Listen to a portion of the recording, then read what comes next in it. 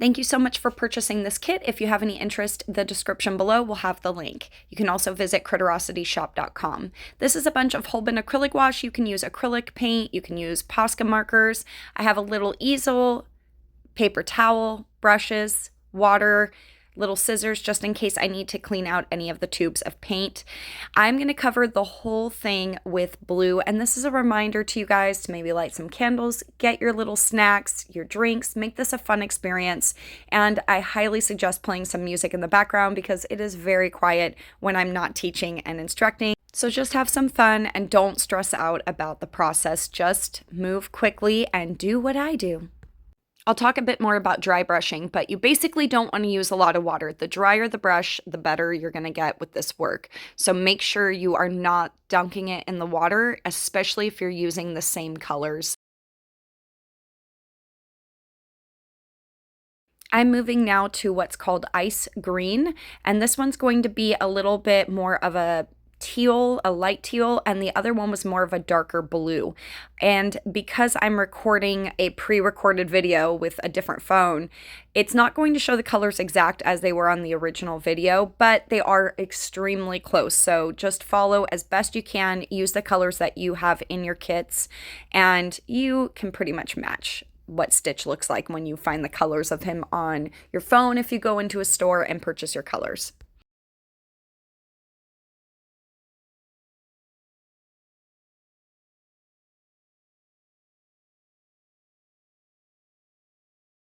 Now I'm going to take this ice green and add it to the bottom of the mouth, right to the chest, to the stomach, and of course the eye.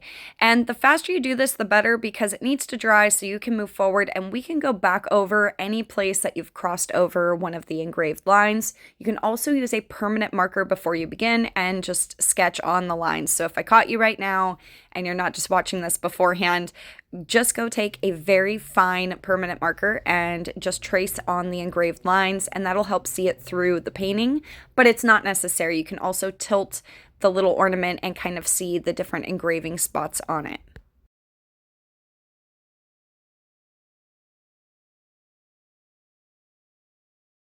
So rule of thumb for me, if it's on the brush, I just try to find other places to utilize the paint instead of wasting it and washing it off. So since this is a two-tone of like a teal and turquoise feel, I am basically mixing the two together now to create that highlight. So this is called marrying your colors. A lot of you take my other workshops and know that I call it this, and it's basically taking a light blue and a dark blue and putting them together to create the highlight on the darker blue.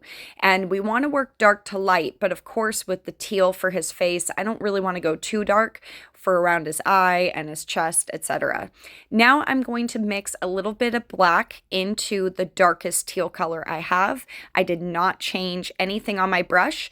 This is a dry brush technique where you can basically get the brush to get really dry as you're brushing the paint on. That means basically no water. If you've been dunking it into the water every single change, don't do it. See how long you can go without changing out the colors. As long as they're all within the same family, you're going to be using them again.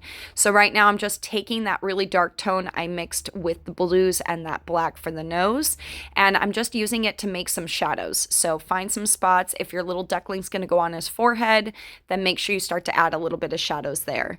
I'm also using a mop brush for the whole beginning, and this part I'm using a round brush to create basically a watermelon seed for the eye.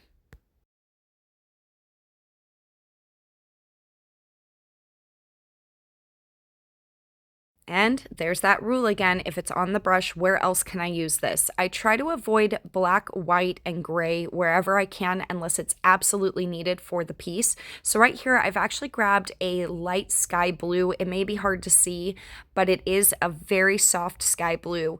And what this does is create a little natural shadow. So what is darker than white? Pretty much anything. So if you want to mix more of a turquoise into this, you can. If you want to go more blue tones, you can. But I challenge you to try to use other colors for shadows and highlights other than white and gray. So really think about it and try to figure those things out. So if I'm using purple for this, I want to go with my darkest purple to begin the book, and then I'm going to go a little bit lighter.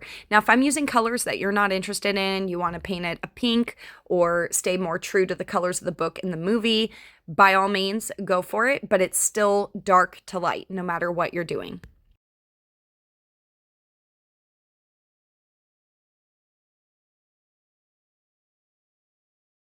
Also, whatever brush you choose to use to do these things is completely up to you. I'm just usually using a pouncer brush for the whole beginning, which is like a little mop brush.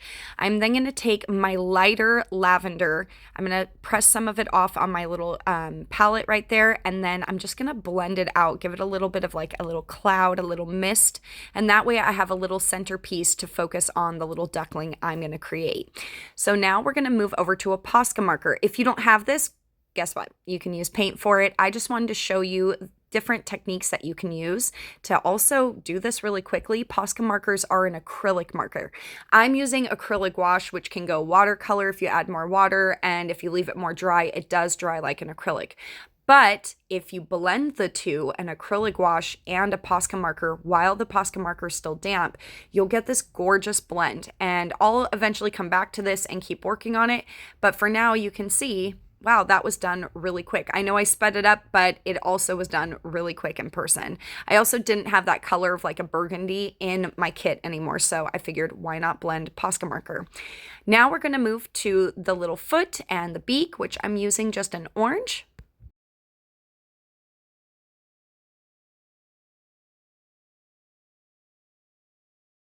With black, if you want to add a highlight, I always suggest a very dark teal or a dark blue. It really depends on what you're going for. There's a little bit of water on this, so it's going to look a little shiny and not very blue, but this does have a blue tone to it. Since I have that teal out, I'm going to go ahead and add like a little rainbow shape to the tops of the ears to show where the light's hitting it, and that was just with a liner brush. I switch over to white and I use my tiniest little detail brush, and I'm just going to go in and freestyle the little duckling. I'm not looking at anything. I wanted the book to have more of my personality in it because we are doing fan art, and if there's areas that you can add a little pizzazz, I had people in my DIY workshop paint like a little rocket on the book.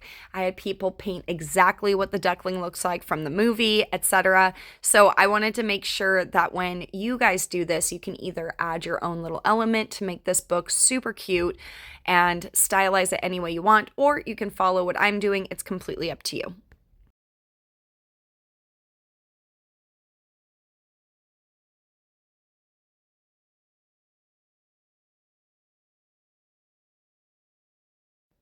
A little bit of that orange. It's still a little damp, so it was hard to get my colors on. So I'm going to let that dry. You never want to overwork something. If it's still damp, move on. And this is a dark navy blue. So there's a Prussian blue that I can use or a navy blue, and I love both of them, but I think the navy blue had more of that brighter blue as opposed to a really dark blue that almost resembles like a black without being the shade of black.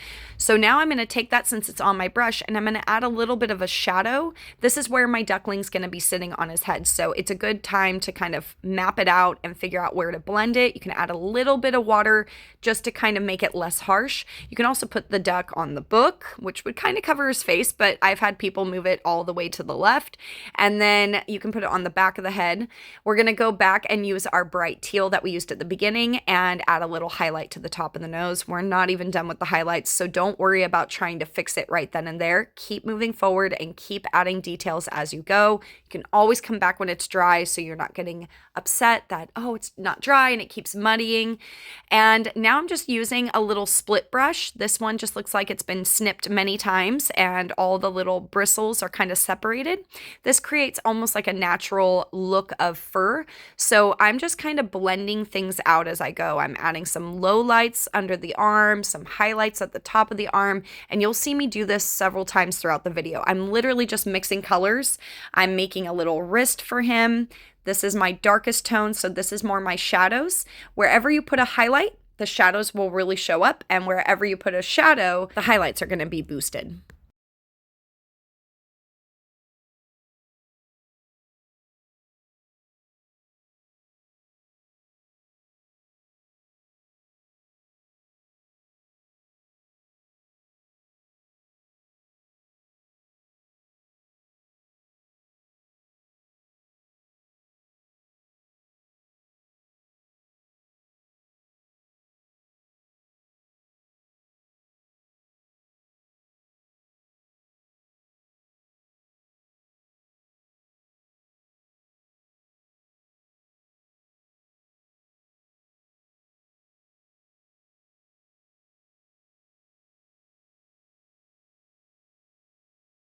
Dry brushing is going to be drilled into every workshop. So with a very dry brush and those little split bristles, I just dipped it into the brightest teal and I'm just kind of tapping down and then pulling a little.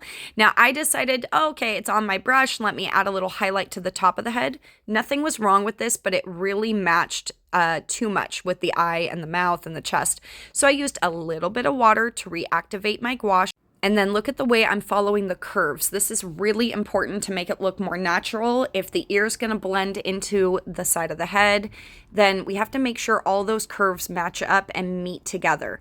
So that's what I'm doing here. I also wanna keep those shadows at the bottom of everything. If the light can't hit the bottom of the jaw, we wanna make sure there's a little bit of a darker tone. If the back of the head is facing the sun, you have to kind of figure out where's your light source. And then work your way down. Under his arms isn't going to see the light. And this is where that knowledge starts to play in and you can just mess with highlights and lowlights. So we don't want it to be too obvious. It's going to create a 3D effect if you're really, really paying attention to how little or how much. But play. That's the whole point of this. That's how you learn. And I'm just kind of avoiding those darker areas where his arm is casting a shadow on his little belly. And then the thigh of his leg is going to get a little bit of highlight, the top of his foot, the top of his tail, etc.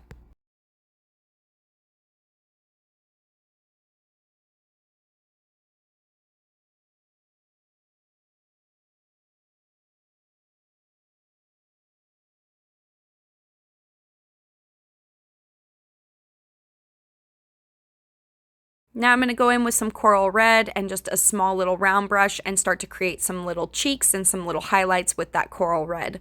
But please note, if you put coral red on a color like blue, the first thing it's going to do is start to turn into almost a muddied brown, purple, pink look. And you'll start to see it as I go. Now I have boosted a little bit of the contrast on this video to help you guys out since I had to record it from my phone. But I did want to say that you can just go slowly. Once it's dry and you add some more coral red, if you let it seal and the paint underneath it is completely dry, it's going to start a new layer on top of it. It's not going to blend. Right now, all of that MDF board is already still damp from the blue because I'm moving quickly. So I'm almost using like a little stippling effect just to make sure I'm not pulling the blue paint in. I'm kind of tapping the coral red onto it. So now we've grabbed a liner brush, and even though it looks like I'm adding a metallic, it's just the lighting. I'm adding more of the dark teal and adding shadows, but more specific because I've got the liner brush. You can add some eyebrows. You can add some little lowlights under the tufts of the hair. Anywhere that you see fit, this is a great time to do it. I also wanted to show where the ear overlaps the head, so I'm adding a little bit more of line work at the back of the head and a little bit of a shadow where they meet, at the rump, at the back of the foot, etc.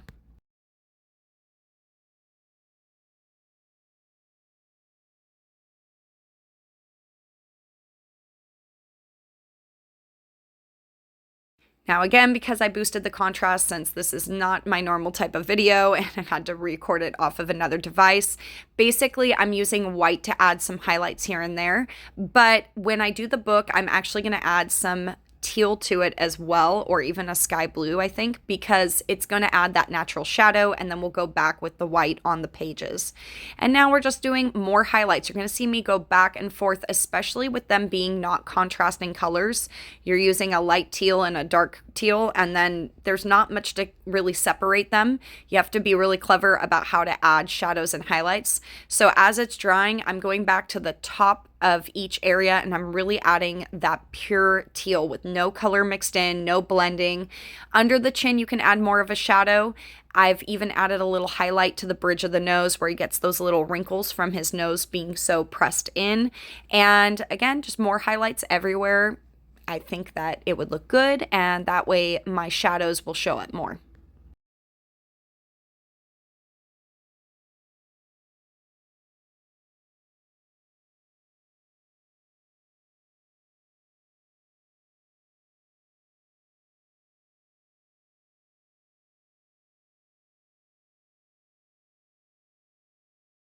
If you feel like you're doing too much, again, the contrast is boosted, so it's looking like I went really light. This is actually more of a soft blend. I'm just taking a tiny bit of water, no paint on the brush, using a round brush to kind of blend it out. And this is just like sculpting. You kind of have to shape it, and I'm going the way and the direction of each of the items. So if it's the ear, I'm going to shape it to the ear. If it's the nose, I'm going to kind of round out the nose. This is where I've used a lighter blue and then gone back with my acrylic white so you can actually see little lines through the pages. Now we're going to take pure white, and you're going to see why a sky blue can act as a shadow. And what I'm doing is being really selective, like the head, and then I stop. And then I'm going to add a little bit of a highlight to the back, but avoid the stomach because that's my shadow is coming down. And I end up going back and touching this up a bit more, but you can kind of see how I'm leaving little gaps for that light blue to show up.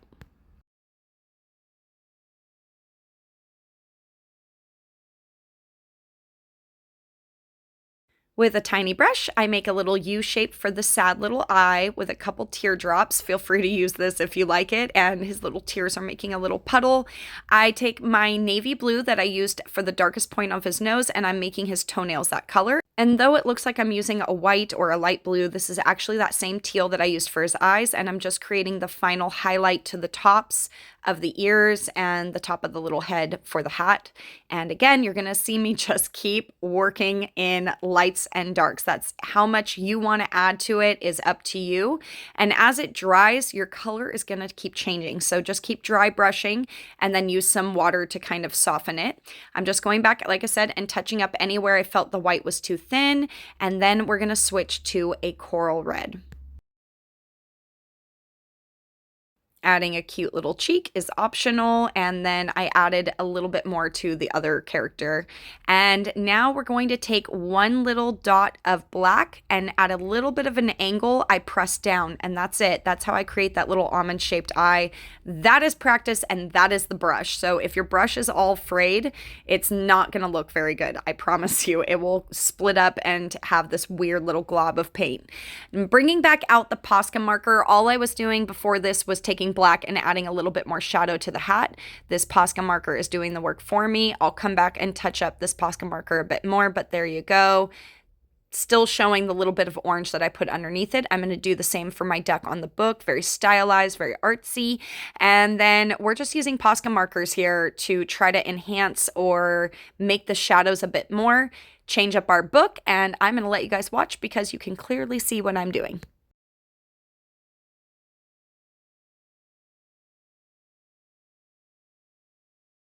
I'm going to take that light sky blue and mix it actually with the teal to try to get another color kind of started. So instead of using the ice green that I used for the eyes and the chest, I'm using that sky blue and mixing a tiny bit into the darkest teal that I have. And it's creating this really nice blue color that I like a lot. And the best way to get colors like this is to mix, to kind of test out what does this do if I mix it with this, and you'll be shocked. But I'm still sticking with the original teal that I had so it stays completely in the same color family that it was.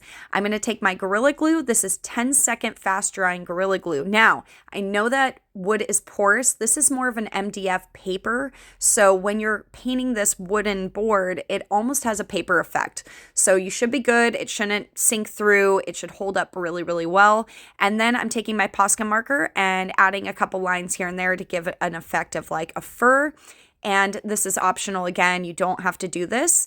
I took some gold to add little bands to the binding of the book just to make it pop. And since I have it, I might as well add a little shine to the top of the toes, the beak, his nose, and his hat. And that's so that it looks like the light is kind of reflecting and shining off of it. With my pouncer brush, I'm just going to make a cute little highlight in the center of his foot. And since it's on the brush, what do? We find little places to kind of dry it out.